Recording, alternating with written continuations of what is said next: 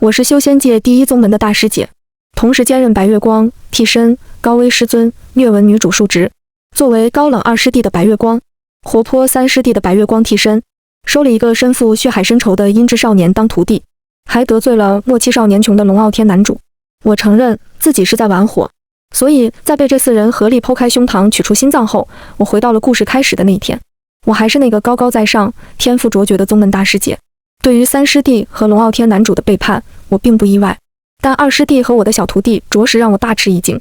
我倒并不感到愤怒，而是终于提起了一丝兴趣。这场游戏稍微有意思了一点。没错，这是一个游戏，沉浸式扮演类游戏。作为玩家，我拥有无数次试错的机会，无论结局多么糟糕，我都能改写。这是我重生的第三世。游戏名叫做大师姐她那不可描述的一生。大师姐实力强大，性格却十分温柔细腻，包容着所有人。高冷的二师弟将她视为心中白月光，活泼的三师弟曾有一个放在心头的白月光，那人与大师姐长得一模一样，却是一只兔妖，因发狂屠了一个村子而被宗门诛杀。三师弟整日看着大师姐的脸睹人思人。大师姐救了一个身负血海深仇的少年，收他为徒，倾尽全力教导他。少年唤他为师尊，眼神却渐渐变得不清白。龙傲天男主经常找茬大师姐，然后对大师姐暗生情愫，却又惦念着自己的青梅竹马。大师姐叹气，仍然真心对待四人。然而最后的结局却是大师姐被四人合力弄死。通关要求是改写大师姐死亡的结局。最开始我对这游戏并不感兴趣，奈何系统001告诉我，只有通关才能回到现实世界，否则你将会被困在这里，一直经历剖心之痛，并且通关成功后，我们会实现你一个愿望，比如回到现实世界。001补充道。我怒，这愿望是拿来气人的吗？第一是我取巧先弄死了这四人，然后被系统判定为通关失败。001告诉我不能弄死他们，否则世界会崩塌。我颇为无语。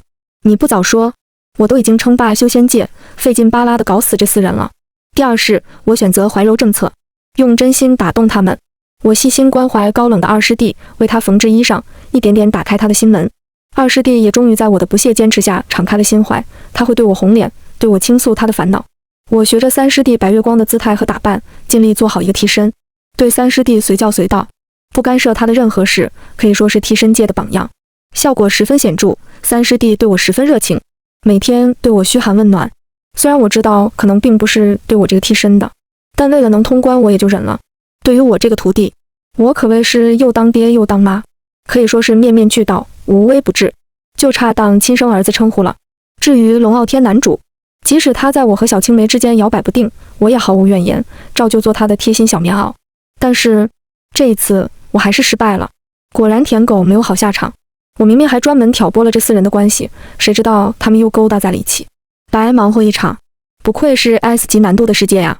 我重拾信心，这一世我直接换了个策略。故事从龙傲天男主初入宗门那一天展开。此时二师弟巫星文还是那个高岭之花，距离兔妖死亡已有3年。三师弟游移在兔妖死亡后拜入了我师父门下，而我也还没有遇见那个拥有着一双灿亮眸子的少年。我的徒弟姬成是一个身世可怜的少年，他是被姬家收养的孩子，姬家待他如亲子。然而在他17岁那年，一场兽潮踏平了姬家，姬家100余人唯独止于他。我抵达时，在万千发了疯掠杀的妖兽中，看见了那个死死护住2具尸体的少年。他表情苍白，嘴里喃喃道：为什么不把我也杀了？妖兽不会杀他，因为姬成是一只半妖，他的身上带着影妖的血脉。在妖界，影妖是灾难厄运的象征，即使是入了魔的妖兽，也不想沾染上影妖的一丝气息。大师姐心生怜悯，将他带回宗门，隐瞒了他的身份。然而背负血海深仇的姬成痛恨每一只妖兽，包括他自己。他日益沉默，心里生出滔天恨意，心魔缠上了他。姬成最后的结局和我大差不差，被心魔夺舍后，灵魂消散，身体被三师弟控制，屠了宗门，亲自手刃了大师姐。可以说大师姐的死亡是姬成直接造成的。我得知这个消息的时候，还真有点哭笑不得。该说不说，不愧是师徒呢。结局一样凄惨。由于蛊惑了巫星文，伙同龙傲天男主生生剖开了我的胸膛，取出了那颗跳动着的鲜活的心脏。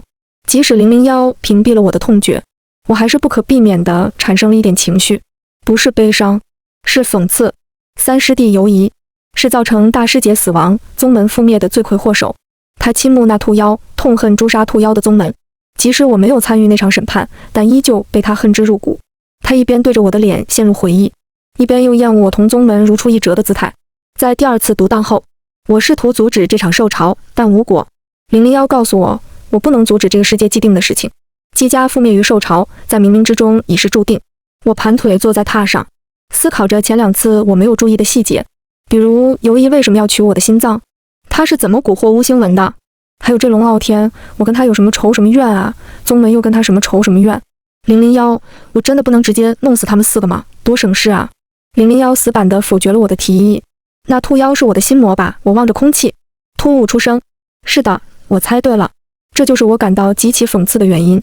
大师姐也有一段不堪回首的经历，她曾经亲手剔除了自己的心魔，斩断了自己的欲望，所以在修炼路上才会一路平坦无坎坷。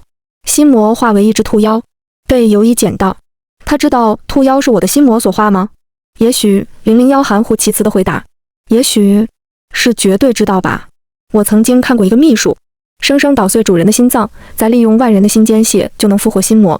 好离谱的设定，那时我还对001疯狂吐槽，没想到这设定还有用在我身上的一天。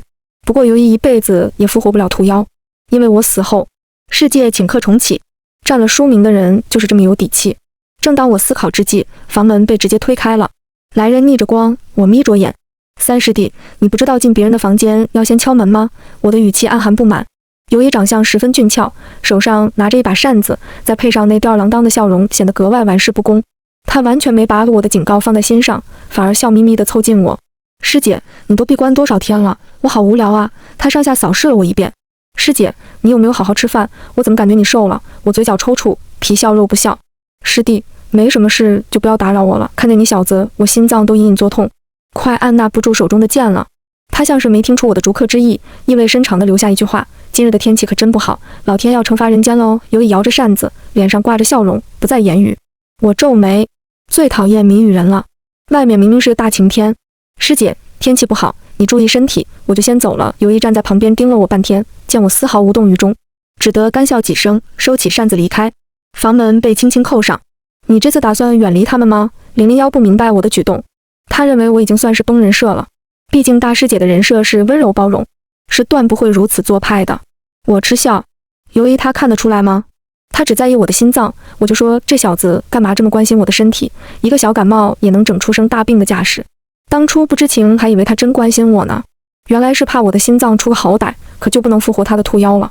他整这一出，不就是想告诉我受潮的事吗？第3是，尤一还是旁敲侧击的想要告诉我受潮的事情，但我不能干涉剧情节点，而且现在受潮都要结束了，他这个时候告诉我，你猜他安的什么心？001闭麦了。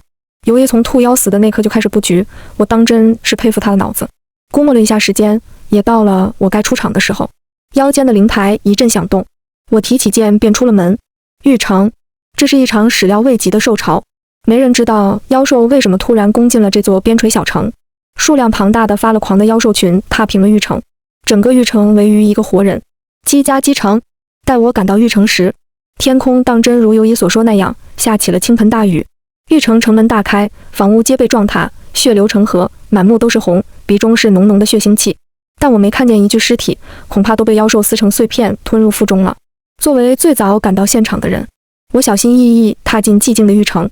姬家少年浑身沾满鲜血，却没有一个伤口，华贵的衣服变得灰扑扑的，黑发散乱，低垂着眉眼，死死护住2具残缺的尸体。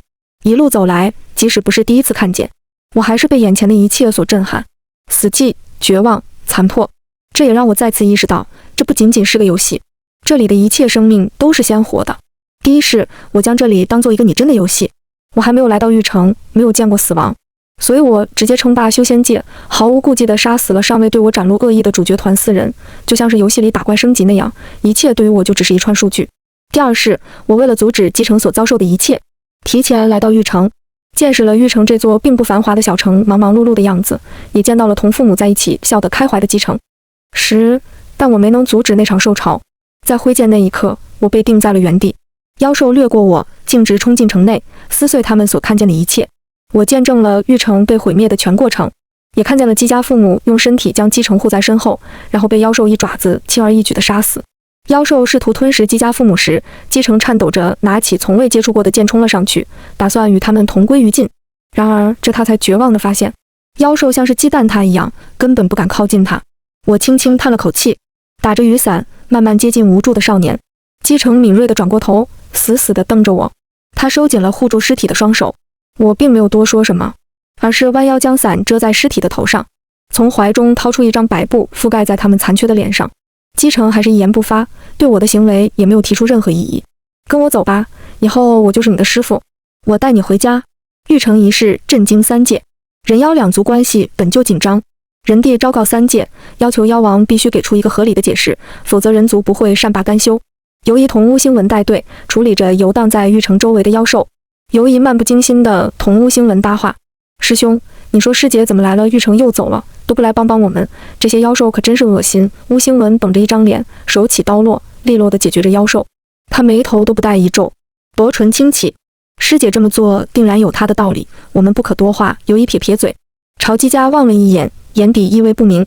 我带着姬成将姬家父母葬在了玉城附近的一个小山坡，这里能够看见玉城的城门。少年一言不发，红着双眼，重重地朝着坟墓磕头。我就在旁边静静地看着。姬成从小被遗弃，流浪到玉城，是姬家父母收养了他，姬父姬母无所出，待姬成如亲子。少年磕完头并没有起来，而是转身跪在我面前：师尊，求您教我修炼。一切如同上一世的轨迹发展着。我拿出一把早就藏于身后的剑，重重插进他面前的地中。姬成握住它，这是一把龙骨剑，由龙骨锻造而成，剑身镌刻着龙纹，坚韧强大，修仙界人人趋之若鹜，埋藏在龙的墓地。我费了好大一番力气才取得。少年迟疑地抬起头，雨水顺着他高挺的鼻梁滑入脖颈。我面无表情地看着他。这一次，我将突破点放在姬成身上。他算是主角4人团里稍微正常一点的人。哦不，上一世，尽管我对他很好，但还是没注意他生了心魔。心魔夺取了他的身体，姬成灵魂消散，比我死的还早。所以当初大师姐直截利落地剔除了自己的心魔。在这个世界，心魔是令人闻风丧胆的，他们没有理智，因恶诞生，反噬原主人后直接进入人间为非作歹。但心魔也不是那么容易生成的。首先你的实力得高，不然没资格。其次你经历的苦难是心魔的食物，所以你的经历的够惨。当初我剥离的心魔附身在了一只兔子身上，由此诞生了兔妖。姬成逐渐坚定眼神，然后一把握住龙骨剑往上拔。然而当他的手触碰到龙骨剑的时候就被灼伤了，但他没有放手，任由滋滋滋的声音响起。上一世我并没有为他取龙骨剑，我严格按照大师姐的人设做事。这次吗？我冷声道：拔出来。姬成是影妖，龙骨剑非常排斥他，但这剑是最适合他的武器，能够压制他身上的影妖自带的邪气，斩尽一切黑暗，包括自己。龙骨剑微微颤动着，仿佛在悲鸣，剑身绽放出耀眼的光芒。姬成双手已经被灼伤得不成样子，心中的仇恨驱使着他紧紧握住龙骨剑。拔出来，拔出来，我要变强。他咬紧牙齿，坚定地对着我说：我要报仇。龙骨剑疯狂震动着，然后归于平静，剑身的光芒渐渐暗淡。姬成将它拔了出来，他明显松了一口气，转头看着我，眼中带着一丝欣喜。我微笑着，端着师傅的架子：很好，跟我回家吧。从今以后，你就是我苍月柳唯一的徒弟。少年挺直腰杆，站了起来，他比我还要高半个头。临行前，他最后看了一眼死寂的玉城。我将姬成带回了宗门，修仙界的第一宗门天剑宗。我屁股还没坐热，就收到了师傅的传讯。速来晨心殿，看着呆呆坐在凳子上的姬成，我丢给他一瓶伤药，嘱咐他：我出去一趟，你就待在这里好好养伤。我的师傅乃是天剑宗的掌门，他仅收了3个亲传弟子，我则是从小拜入他门下，问心见道。赶到晨心殿的时候，我在那里见到了一个意料之外的人，这不是咱们的男主龙傲天吗？跪在这里干啥？师傅本来一脸严肃地站在那里，见到我瞬间咧开嘴笑了，宛如一个老顽童。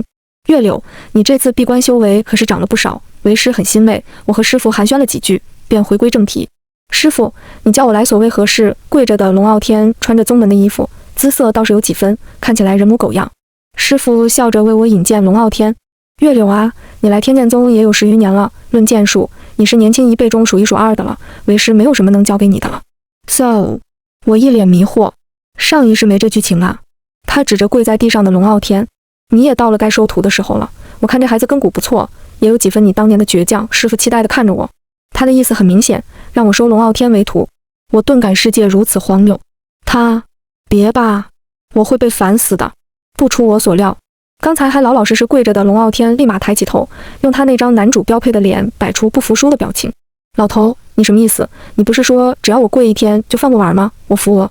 师傅尴尬一笑，这小子就是这张嘴，不过我相信你能治住他的。安婉，名字非常秀气安静，但人是跟这2个字一点都不沾边。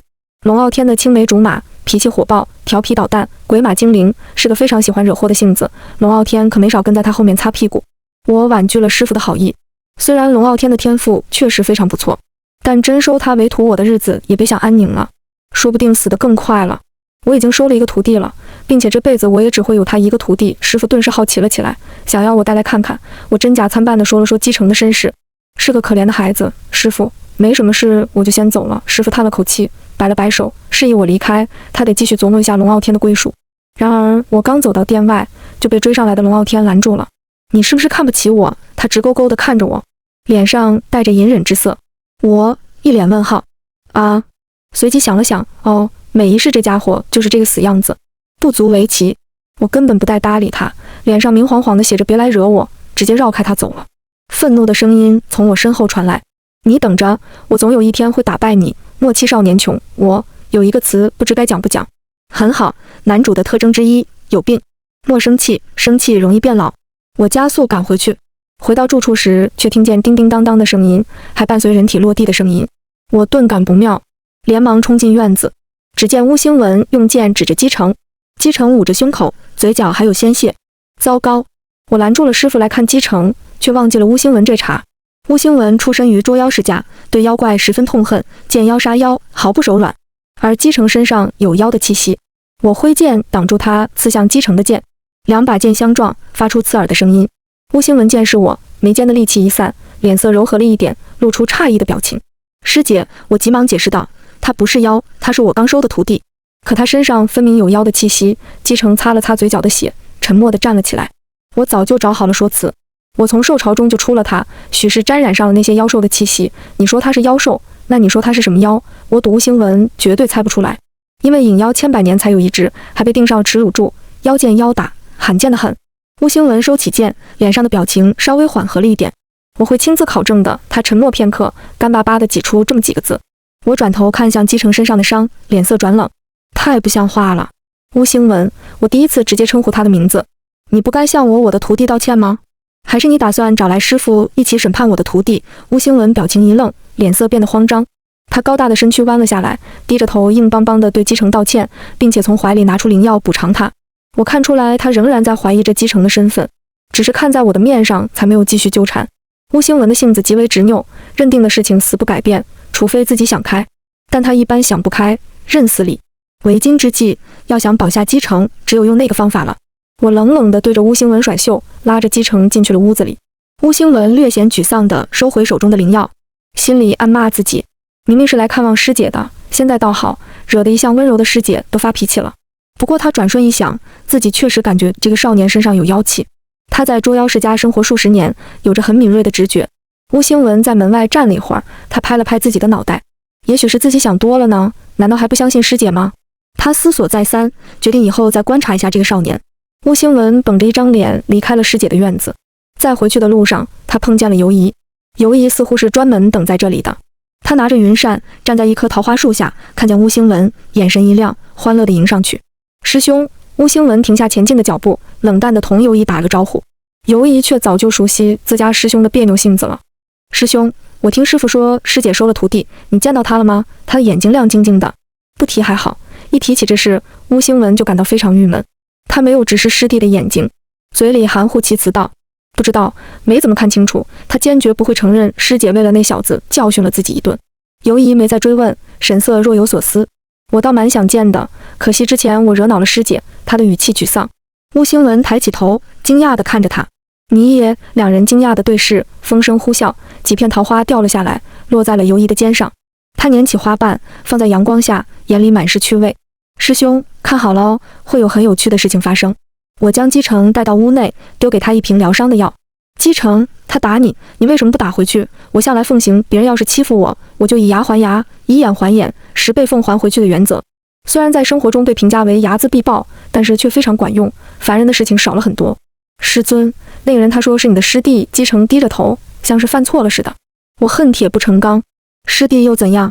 我给你龙骨剑，不是要你做一个拿不起剑的废物。若人人都能踩在你头上，你也不配做我苍月柳的徒弟。我刻意将话说重了一点。上一世的怀柔政策大败特败，这一世我直接开启严师模式。姬城，为师今天给你上第一课，拿出你的剑，与我过几招，使出你最大的力气，打败我。姬城不再迟疑，直接握住龙骨剑，朝我刺来。我叹了口气，轻松避开，然后暴揍了他一顿。期间001压着声音不解地问我：你在干什么？你在殴打他？是啊，这不是很显然吗？你打他干嘛？他现在不也还没掏你心，图你宗门吗？我一脸黑线。001，你要不要听听自己在说什么？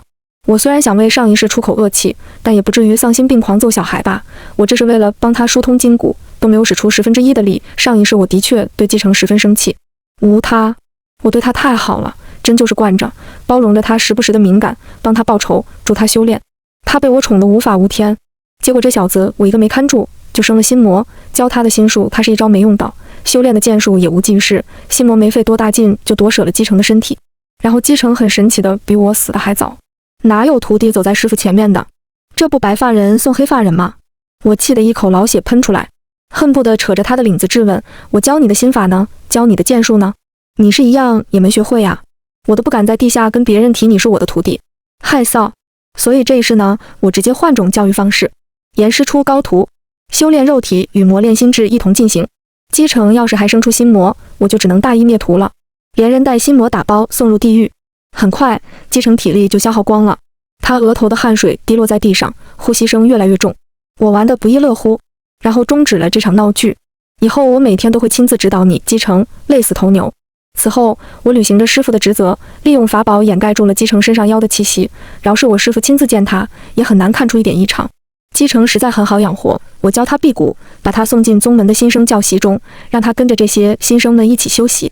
没办法，我最讨厌带娃了。虽然姬城年龄不比我小几岁，但教导什么的还是交给专业的人来吧。我特地叮嘱他远离一个天天嚷嚷着莫欺少年穷的家伙，然后直接将他和他的行李一起打包扔进新生院。我则开始享受我的美好假期。前2世太急于通关，一点也没享受到游戏的乐趣。这一世我要将我失去的都玩回来。但我没休息几天，游医就带给我一个炸裂的消息：姬城把龙傲天给打了。我的第一反应是，这小子出息了，竟然能把鼻孔朝天的龙傲天给揍了，不失为师的风范。下一刻，不对呀，我不是让他远离龙傲天吗？我匆匆赶到现场，情况非常激烈，龙傲天捂着鼻子，指缝间流出鲜血，安婉则是站在他的前面，大声怒斥姬城。周边围着一圈人，姬城孤单地站在龙傲天的对面。你还是个男人吗？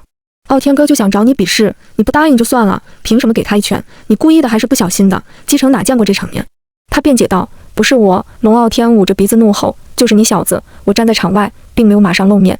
上一世也发生过类似的事情，我亲力亲为，为姬城解决了一切。不过现在，我既然将赌注压在姬城身上，那么他就必须让我看到他的价值，这将决定我和前世姬城所做的交易能不能继续维持下去。前世姬城觉醒引妖血脉那天，看穿了我的所有秘密。游戏通关，这一切加速了他心魔的诞生。原来所谓的仇恨、身世和家破人亡，不过是一场荒诞可笑的游戏，而我和他不过是被操控的棋子，多么可笑！我向他提出一场交易。姬城扫了一眼刻意挑事的龙傲天，明白自己不能再软弱，任由他欺负。自从来到这里，龙傲天问了一句他的师尊是谁后，就一直找他麻烦。他觉得师尊说的对，是自己没有及时远离他。你说是我打的，有何证据？就因为他说了，所以你们就信了吗？诸位有谁看见了？围观群众一听，是啊，不能随便冤枉人呀。安婉想反驳，但他确实没看见，不过气势不能输，他挺直胸膛。当时就你和傲天哥，不是你打的，难不成是傲天哥自己吗？围观群众一听，好像这边也有道理，总不能自己打自己吧？姬城早有预料对方会如此说，我不会受此冤枉，也不愿破坏同门情谊。如果你同意的话，我们可以马上向夏长老申请查看回溯镜。他温和地对龙傲天提议道。其实姬城更想直接揍他一顿，但这会给师尊我抹黑。龙傲天一愣，他忘记还有回溯镜这茬了。他冷哼一声，我不和你计较。说完，龙傲天拉着还欲争辩的安婉灰溜溜地离开了。我颇为不解，001，你们选男主的标准是啥呀？只看脸不看品性吗？说实话，真没见过这样事儿的男主。001不吭声，尤怡一直站在我旁边，饶有趣味地打量着姬城。直到人群散去，姬城走到我面前，我都还沉浸在一点都受不了龙傲天的吐槽中。姬城向我行礼，眼睛亮晶晶的，仿佛盛满了星辰。师尊，我回过神来，对他鼓励般笑了笑。姬城做得不错，他羞涩地笑了笑。尤夷一展扇子，插入我们的交谈。师姐，这位莫不是你新收的徒弟？我皮笑肉不笑，淡淡的点头。我叫尤夷，是你的师叔，也是你师尊最疼爱的师弟。他笑得格外开怀。姬城懵懵懂懂地跟着叫了声师叔，我简直看不下去。尤夷，你最近很闲吗？剑练好了？据我所知，尤夷的剑术一塌糊涂，也不知师傅看中了他什么，还在这占我徒弟的便宜。尤夷最害怕别人问他剑练得怎么样，他可是个文弱书生。他打哈哈糊弄了几句，赶紧溜了。我还是决定亲自教导姬城，这龙傲天搁这儿天天找姬城麻烦，实在拖累姬城修炼的进度。姬城没有辜负我的亲自教导，他的修为蹭蹭上涨，连师傅看了都直夸我收了个好徒弟。龙傲天最终被宗门的大长老收为亲传弟子，他直接和我一个辈分，经常来我的住处没事找事，我称之为该死的男女主吸引力。直到迎来了姬城引妖血脉觉醒的日子，姬城忐忑地找到了我。师尊，他欲言又止。我知道他想说什么。姬城不知道自己是妖，我一直没想好怎么跟他说，他那么痛恨妖，知道自己也是妖，那该多难过。我叹了口气，无奈道：姬城，我知道你想问什么，你是不是最近在阳光下感觉皮肤被灼烧了，变得畏光，体内出现一颗内丹？姬城点点头，他有些不敢问这件事。妖兽不敢靠近他，被光灼烧，聚光突然出现的内丹，姬城隐隐畏惧真相。看着他信任的目光，我心里却感到有些沉重。在这个游戏里，唯独姬城，我是付出过真心的。或许是因为他的遭遇和我太过相似，都是被系统操控的可怜人，也或许是因为最初望向我的那无助的目光，少年热烈的感情，全心全意的信任，又让我怎么能随意去对待？我关上门，然后为房间施加一层结界。姬城，你想知道真相吗？也许你会接受不了。姬城看着我认真的表情，有些犹豫，但最终还是微微点头。你是半妖，我的话如惊雷般炸开在他耳边。他呆愣住了，有些回不过神来，表情怔愣。很久之后，姬城用哭笑不得的表情看着我，他说：师尊，我怎么会是妖呢？妖那么可恶，是妖杀了他全家，是妖害他没有了家人。他捂住脸，泪水滴落在地上，肩膀颤抖着。我拍了拍的肩膀，姬城，那不是妖，是入了魔的妖，没有理智的。我补充道，那些是妖兽。你是妖，不是妖兽。我知道，在经历了兽潮事件后，他心里对妖极为抵触。姬城缓缓抬起头，泪痕挂在眼边，他小心翼翼地问我，可我是半妖，师尊，你讨厌妖吗？说什么呢？我从一开始就知道。姬城，你不必为自己的身份感到伤心，众生万象，只有大道之分，并无身份之分。我的安慰水平一般，也明白姬城其实是想问我会不会讨厌他，但我实在说不出那肉麻的话。姬城低下头，不再言语，我也不打扰他思考，就这样静静地陪他坐着了一夜。宗门新生大比如期举行，作为大师姐，我开始早出晚归，同2位师弟准备相关事宜。我是真没料到，就在我和巫星文忙忙碌碌的时候，尤夷找到了姬城，不经意间向他透露兽潮可能是人为的。他知道罪魁祸首是谁。姬城想起师尊对这位师叔的态度不怎么样，还是十分警惕，拒绝了尤夷的邀约。晚上回来后，我得知这件事，差点笑出声来。兽潮的罪魁祸首是谁？我是再清楚不过了。尤夷这不自爆吗？我清楚他的目的。尤夷脑袋灵光，擅长卜算，武功不高。他一直惦记着姬城作为影妖的强大力量，影妖入魔无人能敌，而他有控制心魔的方法，所以背地里他一直想办法击出姬城的心魔。我让姬城吊着他，不亲近也不疏远，让尤夷觉得有机可乘。巫星文找到我核对参加新生大比人员的名单。师姐，你徒弟不参加大比吗？我没让姬城参加新生大比，因为那几天有更重要的事情。他要是出手，这不欺负人吗？没开玩笑，姬城如今的实力甚至能与巫星文过几招。影妖的设定在这游戏里实在犯规，他拥有堪比神的力量，却又只是一只卑贱的影妖。我记得关于后期姬城的描述，无人能敌。巫星文不死心，总得让他试试吧。他还是怀疑姬城。我笑笑岔开话题，师弟，最近月圆之夜又要到了，我这里新得了几瓶灵药，改日给你送去巫星文修炼的功法，在月圆之夜会十分痛苦，仿若进入濒死状态。师父曾劝他停止修炼这功法，他却执拗道：师父，我天资不足，赶不上其他人，唯有刻苦修炼。此功法让我修行1日千里，就算苦点痛点又如何呢？巫星文想要变强的执念太强了，巫家对于他的期望太高，他身上肩负的担子太重了，压得他喘不过气。师父见状也只得由他去了。巫星文受宠若惊，师姐很久没关心过他了。之前他暗暗妒忌姬城那小子，抢走了师姐全部的注意力，没想到师姐还是心里有他的。巫星文内心春暖花开，瞬间忘记了要说的话，展露笑颜。师姐，谢谢你，只有你如此会关心我这抒情的节奏，我有种不祥的预感。巫星文望着我感慨道，只要有师姐的灵药，月圆之夜的痛又算得了什么呢？我感觉耳朵被污染呢，痛，太痛。还是没能阻止巫星文说这句话。这家伙老是喜欢说些油腻的话。我尴尬一笑。回去的途中又碰见了龙傲天和他的小青梅正在嬉戏打闹。我见状打算绕道而行。龙傲天眼神非常好，一下子就瞅见了我。大师姐，你看着吧，这次新生大比我会让你刮目相看，我不比那呆子差。他朝着我的背影大喊。路边的人都将视线放在我身上，我简直想捶死龙傲天。求你换个人折磨，我上辈子也没作孽呀。新生大比当天，龙傲天一路过关斩将，表现十分亮眼，然而他的眼睛却始终在追寻着什么。师兄，大师姐呢？一比完赛，龙傲天就马上逮住巫星文问，他脸上的表情十分焦躁。巫星文，什么？你怎么知道大师姐送了我灵药？龙傲天满头黑线。谁问你了？谁问你了？傲天小弟，师兄，我可算找着你们了。两人回头望去，尤一正兴高采烈地朝他们冲过来，他给了龙傲天和巫星文一个大大的拥抱。巫星文皱眉推开尤一，你身上什么味呀？这么呛鼻。龙傲天虽然面上不说，但也偷偷用手扇了扇空中的气味，这味道十分上头，闻久了感觉头晕目眩。尤一狡黠一笑，我呢，今天带你们看点好东西。说完，他不顾两人的抗拒，强行拉着他们朝宗门外跑。巫星文还要处理新生大比后续事宜，他本该立马挣脱开，却不知为何脑袋昏沉沉的，想不起来任何事情，竟这样被尤一拉着一路畅通无阻地跑出了宗门外。我带着姬城来到一个空旷幽静的山洞，洞顶是露天的，能看见星空，这里很适合激发他的引妖血脉。001，只要我给他说说关于引妖的传说，他就会自动觉醒，是吧？理论上是这样，但你真的要这样做吗？001的话让我想起了上一世的惨痛教训。前世，我提前发现了尤一的身份，那时他已经蛊惑了龙傲天和巫星文。尤一是灵族最后的血脉，灵族传闻他们被神赐福。神赐予他们智慧，却剥夺他们的武力；赐予占卜和巫蛊之术，却夺走灵族的新生血脉；赐予忠诚不达目的不罢休的品性，却夺走分辨善恶的能力。你们获得什么，你们就失去什么。神是公正无私的，然而灵族人厌恶赐予他们祝福的神。是你夺走了我们拿起刀剑的力气，是你让我们灵族无后，是你让我们善恶不分，灵族渐渐走向灭族之路。师兄，你太累了，你难道不想休息一下吗？你该休息一下了，让我来替你活着吧。尤一眼神真挚，满脸真诚地看着眼神渐渐归于混沌的巫星文。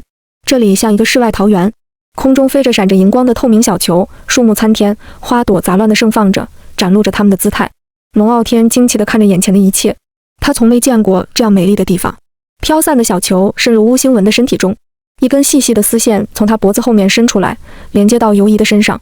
他的脸上相继露出疲惫、痛苦、挣扎的表情，看起来格外瘆人。相反，巫星文则是一脸轻松之色。龙傲天没注意到这一幕，他顺着花开的方向前进，像是着迷般往森林深处走着。然后他看见了许多坟墓，数不清的坟墓埋藏在森林深处，鲜花围绕着它们，蝴蝶停留在坟墓上面，整个场景诡异又美丽。龙傲天忍不住后退一步，却被一个人控制住身体。他转头，巫星文一脸蜜汁微笑地看着他。师弟，想去哪儿啊？龙傲天嘴角抽了抽，真没想到二师兄脸上还能出现这么丑陋的表情。看着我，师弟。巫星文眼睛瞪着他，里面仿佛有漩涡。龙傲天看了一眼，就感觉头有点昏沉，他觉得太诡异了。他要回去。龙傲天转过身，准备离开，却看见尤一安静地看着他。001，你是不是删除了我的记忆？为什么我的脑海中回忆不起我以前的一切？我看着虚空，默默问道。很早之前我就有所怀疑，在我的记忆中只经历过2世，并且只有第2世被剖心了。那为什么我会知道剖心有多么痛？为什么我记不起没被选中游戏之前的一切？001不出声，继续装死。我见惯不惯，已经数不清这是第几次问他，001却始终避而不答。我感到非常疲惫。也许我不是第一个被选中的，也许此时正有无数个倒霉儿和我一起困在游戏世界，我们都是无法左右自己人生的可怜儿，被系统玩弄、操纵、控制一切，或许一辈子都出不了游戏世界。姬城自从被师尊带出宗门，他的内心就非常不安，他怕师尊抛弃他。我看着无措的姬城，眼神复杂。姬城，我想告诉你一件事，你想听吗？是选择一辈子蒙在鼓里，还是得知残酷的真相？我尊重你的选择。姬城微微瞪大双眼，却松了口气。师尊，我想知道真相。姬城厌恶虚假，也许真相会让他痛苦，但虚假的幸福只会让他在知道真相后更加痛苦。于是我将影妖的一切都告诉了姬城。影妖诞生于黑暗中，是光明的背面，数量稀少，力量强大，拥有看穿虚妄的眼睛。灵族却告诉天下人，影妖是祸端，是毁灭，是不祥。这么说，当初那些妖兽不杀我，是因为厌恶靠近我。姬城讽刺一笑，他以为是老天庇佑他，才留他一命，没想到他是影妖。我缓缓讲述，直到讲完，姬城却没有丝毫反应。你感觉身体怎么样？我忍不住开口问道，有没有力量突然觉醒之类的感觉？姬城疑惑地看着我，摇摇头。他看起来和之前没什么变化。我不死心，左看右看，上看下看，啥也没看出来。我瞳孔地震。001，别装死了，这怎么回事？我都说了理论上嘛，实际怎样还得看实际。你好像说了一种很新的废话。我暗暗翻了个白眼，只得无奈带着姬城回去，还专门挑了个地方，避免姬城觉醒引起太大的动静。没想到什么动静都没有。我并没有注意到姬城后颈若隐若现的古老纹路，以及他在我转身后瞬间换了纯良的眼神，将视线紧紧锁在我身上。回到住处，却看见一个不速之客。龙傲天一脸焦急，见到我脸色大喜，赶忙迎上来。大师姐，二师兄被妖怪捉走了。好熟悉的台词。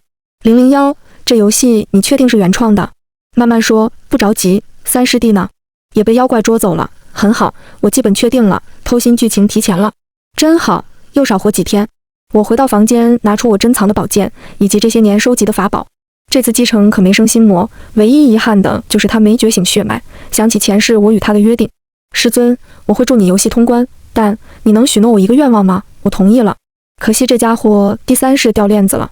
不过我还是很有信心，姬城没觉醒，目前我的战力可是最高的。今天可不得让尤一这死小子也体验一把剖心之痛。我没有通知师傅，这是一个游戏 bug， 剧情节点的时候只有主角能行动。不过这游戏 bug 多得数不清，比如我始终不理解尤一为什么不直接用巫蛊之术控制我，然后剖心，这么大费周章干嘛？没玩过这么烂的游戏，我默默吐槽。姬城低头看着我，眼里水光潋滟。我状似轻松地对他叮嘱，姬城，我去救你那2位没用的师叔，你就乖乖待在这里等我回来，好吗？我的语气格外柔和。我都听师尊的。姬城点点头，师尊，你会得偿所愿的。我听这话有些怪怪的，但来不及多想，提剑随着龙傲天就走了。熟悉的地方，熟悉的人，尤夷、龙傲天、巫星文，还有我，这是灵族曾经生活的地方。龙傲天径直走过去，站在尤夷身边，他们3人并肩而战，倒显得我一个人有些孤零零。尤夷拍拍手掌，师姐这么自信，一个人前来，他也不装了，直接暴露本性。我不屑，你们仨，我一只手吊打。尤夷装了3年，现在懒得装了。哎呀，师姐慧眼如炬，居然看出来了。师弟，我真是太伤心了。接着，他给我展示了一番他高超的巫蛊之术。巫星文一脸回忆之色。那年我被仇人追杀，几乎死在那个雨天。龙傲天接着他的话茬说道：“很老套的故事情节，他救了我，我爱上他，即使他只是一只秃妖。”我讽刺道：“可是你很清楚，他只是想吃了你，你的血对他来说非常有吸引力。灵族的血诱惑了心魔。”尤夷压根不在乎，他一脸无所谓。那又怎样？他救了我。可是你们这些虚假的正派，就因为他失控屠了一个村子，你们就杀了他。他愤恨地瞪着我，阳光帅气的脸变得扭曲。我像是听到极其荒谬的事情，不可置信道：就因为那一村子的妇孺老小皆死于他手中，他是魔，他又不是故意的。你以为这与你无关吗？他是你的心魔，说到底是你屠了那村子的人。疯了，疯了！我是真没想到尤夷居然是这么认为的。村子是我屠的，救人是心魔干的。妈呀！坏事全推我脑袋上，好事全让心魔干了，这不背锅侠吗？所以你得救他，他毕竟是你身体的一部分。尤夷循循善诱。我怒极，废什么话，干这么不要脸的事情还往自己脸上贴金，搞得我里外不是人。我不欲与他废话，直接提剑攻去。尤夷微微一笑，退至一旁。巫星文和龙傲天2人迎上来合力对付我。巫星文有些难缠，龙傲天却不值一提。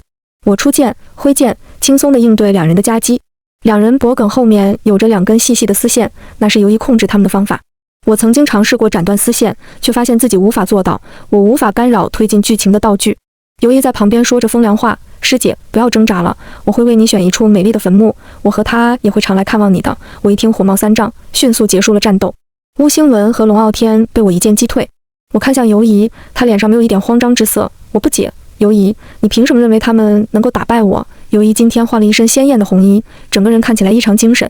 他像是没听见我的话，怀念地抚摸着自己的衣裳。记得与他初见时，我穿的这身衣服，你虽有他5分神韵，却不过是个赝品。他的姿态你一点都学不出来。我有病。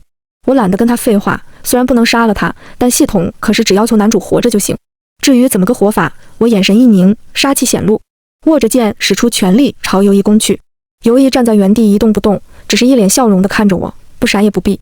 下一刻，剑与剑碰撞的声音响起，我的剑距离游一只差分毫，却被一人执剑拦下。熟悉的龙骨剑，和上一世一模一样的发展。击成，我内心一震。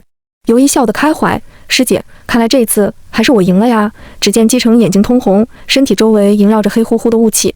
我眼神逐渐沉重，嘴角轻抿。还是改变不了结局吗？击成的脖子后面没有丝线，他劈开我的剑，挡在游一前面。我被剑气震得连连后退几步。他的实力，你觉醒了血脉，我肯定道。他居然瞒着我，应该就在那天。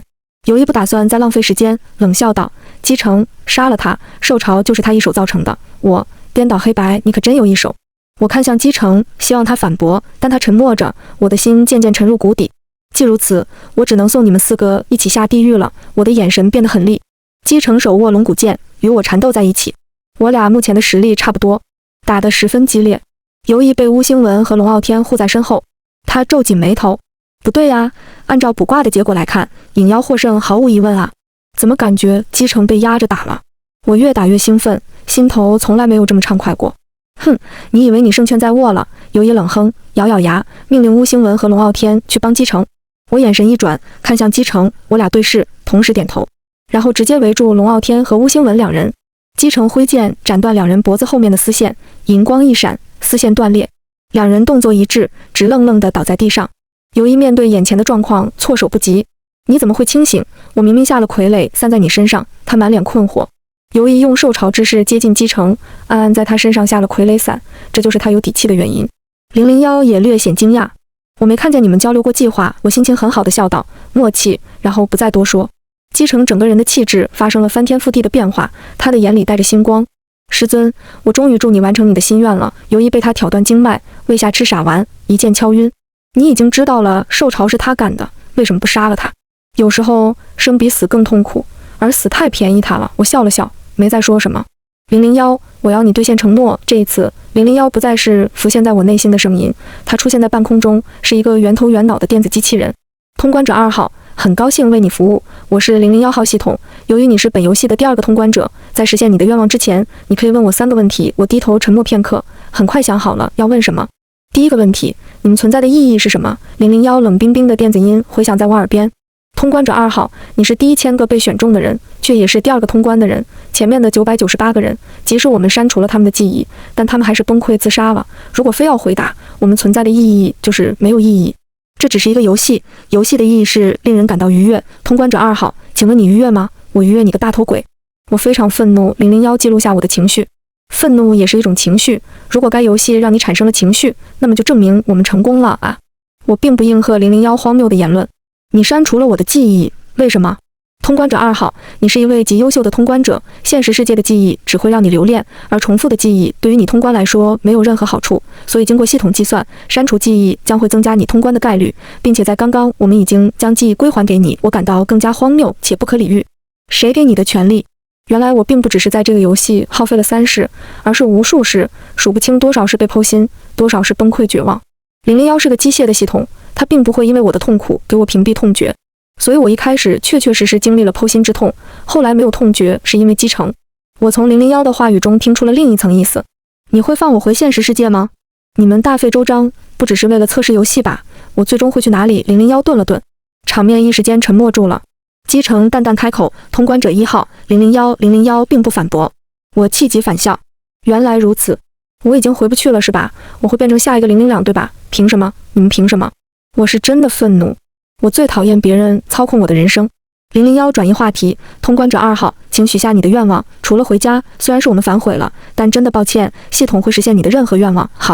好的很，辛苦操劳一辈子，得了这么个结果。击成担忧地望着我。我内心却奇迹般的平静下来，反而面带微笑地看着001。001，不管你信不信，其实一开始我没打算回家的。001沉默。我在现实世界没有家人，所以我的愿望是……我顿了顿，看向击成。任何系统、任何理由，禁止干涉任何世界的一切人和事。001电子屏幕上立刻出现无数个感叹号。警告！警告！规则改写警告！世间万物陷入静止状态，唯有姬成与我还有001不受影响。001头上冒出白烟，接着从半空中掉下地上，但他仍旧能说话。你会回不去的，我本来就回不去。001的身影渐渐虚幻，接着消失在原地。世界渐渐如积木块一样坍塌消散，地上的龙傲天、巫星文和尤一等人也化为碎片消失在原地。我知道，从此我会困在这个世界，度过一世又一世。我看向姬成，上一世你说的心愿是什么？下一世我再来帮你实现吧。姬成是这个世界的 bug。影妖的设定并不完善，相反处处充满矛盾。他拥有看破世间虚妄的能力，这也就导致他看穿了001。在他的每一次血脉觉醒时，透过我，他会想起所有记忆。姬成接触了世界的真相，但001却没办法完善他的设定，于是001想要删除他的记忆，却发现删不掉。姬成主动提议和001做一个交易，他请求001将我每一世的剖心之痛转移到他身上，所以剧情节点越来越早，姬成的死亡也越发的快。001不在意，他只在乎出现第二个通关者，也就是002。姬成拉过我的手，在上面写下几个字。我惊讶抬头，他写的是我陪你。姬成轻声笑了，师尊，我没有家人了，我以后可以陪着你吗？他并没有说你没有家人，或者是我想要你以后陪着我之类的话。我点点头。世界崩塌，最后一刻，我大声对他说：姬成，下个轮回见，晚安。